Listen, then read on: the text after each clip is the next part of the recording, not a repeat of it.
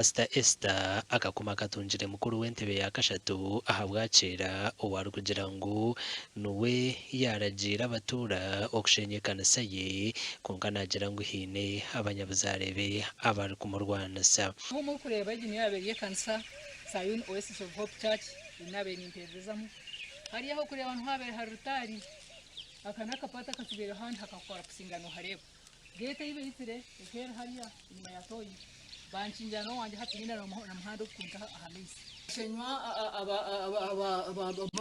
abamateka chairman RCC basaza Frank nwe yaragire ngo ishenye natakira aba anti corruption bamuterera ngo atahe mu nsonga yandetero mbundu kunyitse mbundu rahanga yanyaho Esther nagira ngo abebembezi tubakamuyambere kandi hine nitakarye iryamwihirweho otiriho na no kumatine sereza kero baturi ry'amakoni bikaba riri hectares 18 iryanjye n'abana banje babiri nuwahereza Royce na Rebenda Hinsi rikatwarwa deputy RDC kabiri ahambundu yarigabira abantu barimo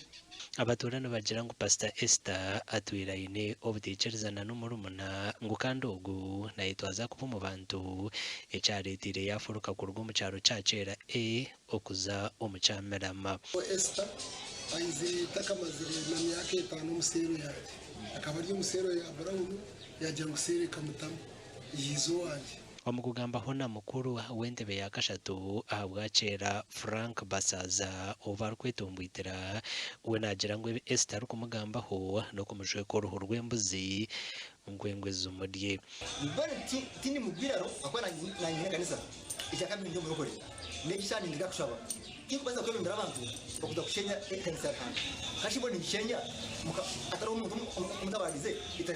itakanirye kandi uwaje yombekere ngani mbabaza ngashenge bashenye Esther bwahati nandabebembeza bentebe zahiguru okutaha mu nshonga ze akahebwa uburinganiza amakuru agagasha kwa Philip Murangira umurisemba buri